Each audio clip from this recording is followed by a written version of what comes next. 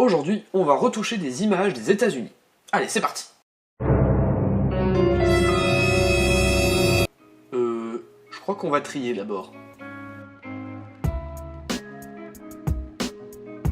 Nous voici maintenant dans Lightroom où je vais vous présenter la méthode que j'utilise pour trier mes photos. Donc pour vous montrer un petit peu comment je procède, je vais partir d'une série, d'un exemple, en fait une série argentique que j'ai fait sur le marché de Noël de Nantes, une série en noir et blanc au moyen format, donc c'est pas mal, ça fait que 16 images, c'est bien pour l'exemple, du coup ça fait quelque chose qui est assez compact pour vous montrer. La première chose que je vais faire, c'est que je vais faire un premier passage de toutes les photos et je vais éliminer celles qui sont mauvaises techniquement. Donc on va commencer par la première, voilà, celle-ci, ok, il n'y a pas de problème technique, celle-là, il y en a un quand même parce que la mise au point n'est pas faite sur la personne ici, alors que c'est cette personne que je voulais initialement prendre en photo. Donc la mise au point, je considère qu'elle est ratée, et puis derrière il y a un flou qui est pas terrible, donc celle-ci, je vais la déclasser en appuyant sur la touche X. Donc ça va lui attribuer, en fait, vous avez vu en bas ici, un petit drapeau avec une croix qui signifie qu'il est déclassé.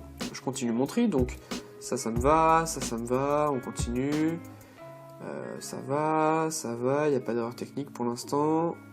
C'est bon, c'est bon. Ah, là j'en vois une autre d'erreur technique. Pareil, en fait, un problème de flou de bouger plutôt ici. C'est pas tellement un problème de mise au point, mais en fait, vu que j'avais pas beaucoup de lumière sur la scène, ben, il se trouve que j'ai shooté à une vitesse qui était assez faible, et donc du coup, je me retrouve avec du flou de bouger, donc une erreur technique, et donc je déclasse la photo. Hop là. Ici, c'est bon, ça va. Et ça, bah, même problème que tout à l'heure, pas assez de lumière, et donc erreur technique, je déclasse. Je reviens ensuite sur ma vue globale en appuyant sur la touche G, et ce que je vais faire, c'est que je vais aller dans les attributs ici, et ne sélectionner que les photos où j'ai mis un drapeau avec une croix. Donc là, en fait, c'est toutes les photos que je vais rejeter. Alors pour l'exemple ici, je vais pas les supprimer parce qu'en fait, il n'y a que deux cas où je ne supprime pas les photos avec un drapeau. Ce sont les photos de voyage, parce qu'il y a des photos que je considère comme étant du souvenir, même si je ne les publie pas. Et le deuxième cas, c'est en argentique, parce que en argentique, vu que je shoote pas beaucoup de photos à la fois, j'ai pas envie forcément de supprimer mes ratés, ça peut me servir pour la suite. Si par exemple je me rends compte que j'ai un problème sur mon appareil, ça peut peut-être m'aider à identifier le problème, donc du coup je ne les supprime pas. Mais sinon, si je fais un shoot, quelque chose, j'en sais rien, un événement, quelque chose comme ça, pour lequel je n'ai pas forcément d'affect particulier, et bien du coup, je supprime les photos qui sont mauvaises techniquement, j'hésite pas à le faire. Ensuite, ce que je vais faire, c'est que je vais refaire une deuxième passe, donc un deuxième passage de visionnage des photos, où je vais en fait, cette fois-ci, sélectionner celle que je préfère. Donc on va recommencer par la première, celle-ci je l'aime bien, et pour la marquer, je vais utiliser le même principe des drapeaux, je vais appuyer sur la touche P, et regardez en bas à gauche, hop là, vous allez avoir un drapeau blanc qui s'est mis, signifiant que la photo a été retenue. Donc pareil, je réappuie sur P, celle-ci, ok, celle-ci, ça va. Celle-ci, je l'avais vu tout à l'heure, elle est pas mauvaise techniquement, mais en fait, il y a un problème de cadrage, je trouve. Et même si je recadre, en fait, je vais avoir un espace noir, pas très beau. Et en plus, il y a quelque chose qui se passe entre les deux personnes, là, que j'ai pris en photo. Mais lui, il est pas assez visible, le sens de lecture est pas bon pour moi. Donc ce que je vais faire, c'est que je vais simplement passer à la photo suivante. Donc celle-ci me convient aussi. Alors, hop là, j'appuie sur P. Celle-ci me va, celle-là c'est bon, celle-ci ok, celle-là ok, celle-ci, il n'y a pas d'erreur technique non plus, mais en fait pareil, c'est un problème de cadrage je trouve, on n'est pas assez dans la photo, il n'y a pas grand chose qui se passe au premier plan en fait, il aurait fallu que je me rapproche, donc du coup je ne la sélectionne pas. Hop là on prend la suivante, celle-ci me va, celle-là ok, et on est arrivé à la fin, il n'y a plus de photos. Je reviens, comme tout à l'heure, à ma grille, et là, ce que je vais faire, c'est que je ne vais sélectionner que les photos avec un drapeau. Donc je désélectionne les photos qui n'ont pas de drapeau, du coup, que j'ai simplement passé.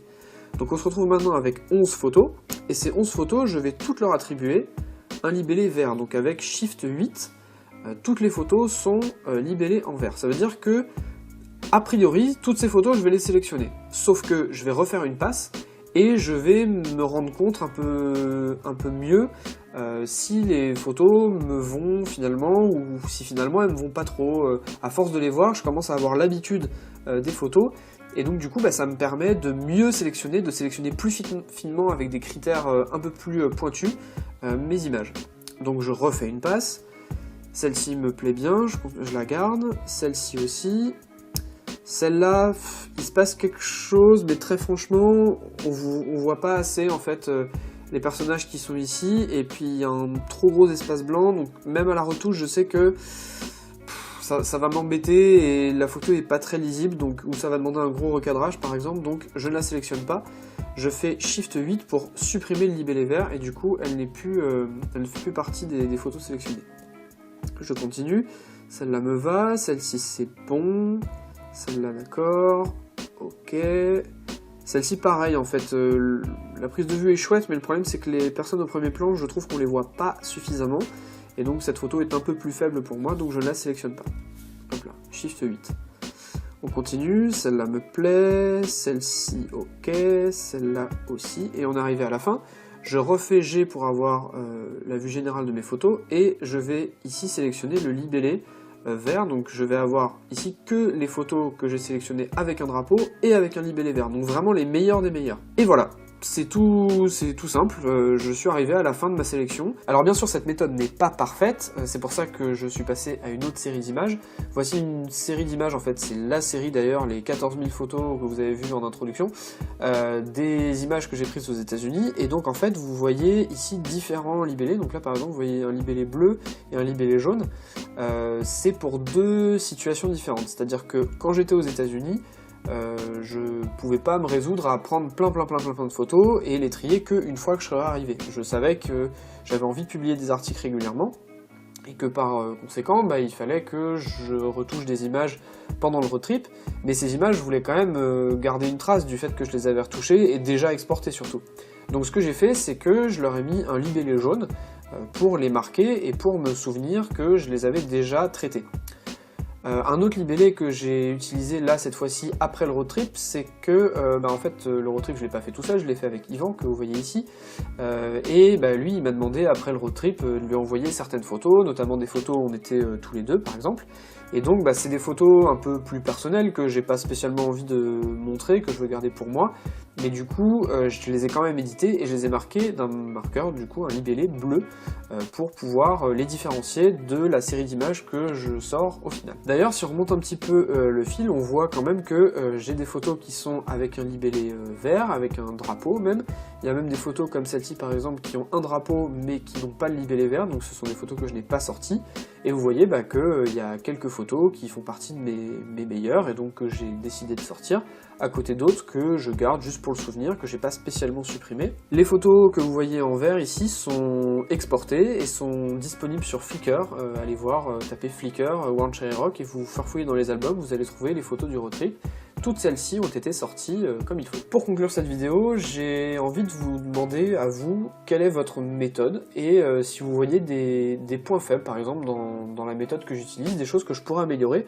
Je sais que par exemple je n'utilise pas du tout le système des étoiles, parce qu'en fait vous avez les drapeaux qui sont ici, vous avez les couleurs que je vous ai montrées là, avec un certain nombre de couleurs quand même, ça peut permettre de faire pas mal de choses, mais vous avez aussi les notes, et c'est vrai que les notes je les utilise pas du tout, je les ai utilisées un moment, puis en fait ça m'a saoulé, et puis ça rentrait pas dans ma technique de tri. Donc n'hésitez pas à me dire si vous pensez qu'il y a des choses que je pourrais améliorer dans ma pratique. Et puis n'hésitez pas aussi à me dire dans les commentaires de la vidéo ou de l'article qui sortira sur onecherryrock.fr. N'hésitez pas à me dire comment vous faites, ça pourra peut-être éventuellement m'inspirer pour mes propres techniques. En attendant, je vous dis à la prochaine, salut!